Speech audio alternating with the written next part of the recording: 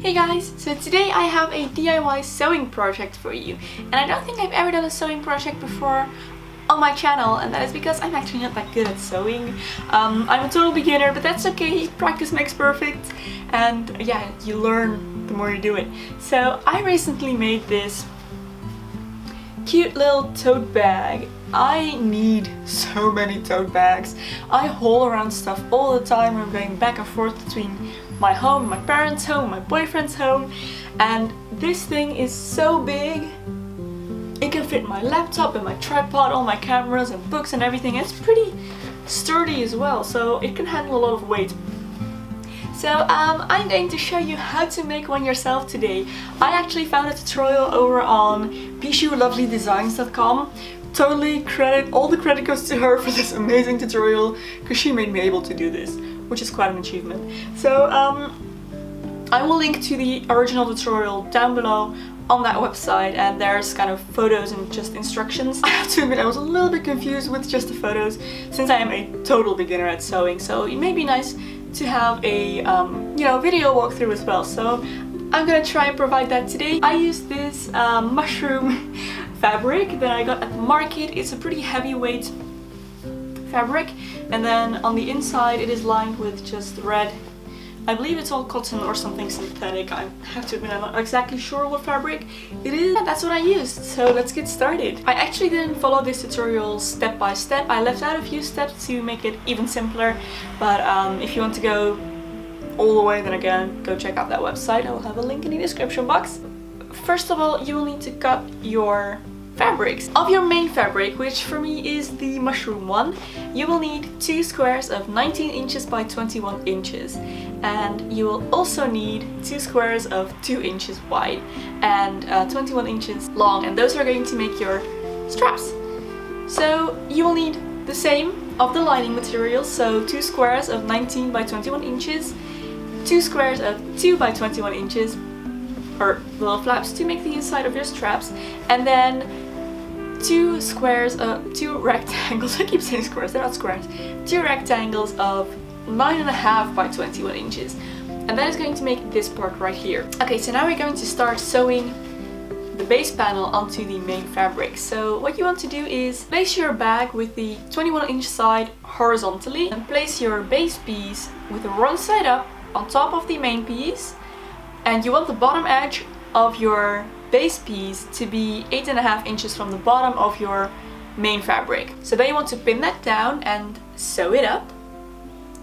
And you want to do the same thing with the other main piece, obviously. So then you want to flip your base fabric over and press your seam. And now you should have, this piece all ready to go. So now you're going to take both of your outer fabric pieces and pin them together with the right sides together, and make sure to align your base seams so that the whole bag will be, the same height. So pin them together, and you want to sew all around, but make sure to leave the top open. So then you want to pin your big lining pieces together and pin them right sides together. And now also sew around, but make sure to leave the top open and leave a little space at the bottom of your fabric. We are going to use this little opening to flip the bag inside out later, so it's really important to not forget this. Okay, so now we are going to make the sides of the bag. So this box pleat right here. So what you want to do is pull your fabric so that the side and bottom seam align, like that, so that you get a little triangle, and then measure 3.5 inches down. Draw a line there, and then sew along that line. And you might want to sew a couple of times just to make sure that this is really strong. And then you want to do the same thing to your lining. So again, align the seams, make a little triangle, and then measure 3.5 inches down and sew along that line.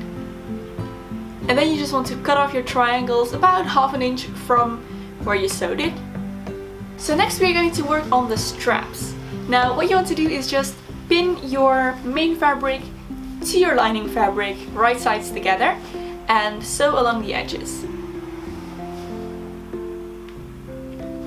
Then you want to flip them inside out and press these seams. And now it's going to get a little bit more complicated. So you're going to place your handles inside your lining, and they're going to be pointing downwards, and you want the tops of your handles to be around 5.5 inches from the outer edges of your bag, and you want there to be about 5 inches of space in between them.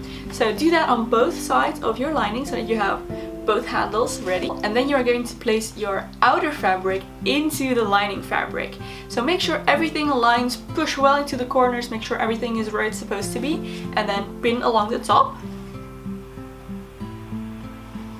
Oh, and make absolutely sure that the seams align of the inner fabric and the outer fabric. So then you just want to sew along the top and make sure to go over the parts where the handles are a few times. I believe I went over 4 or 5 times because the handles are going to be carrying all the weight, so you want these seams to be really strong. So now is when the little hole comes in handy that is inside your lining fabric, because we are going to flip this bag inside out.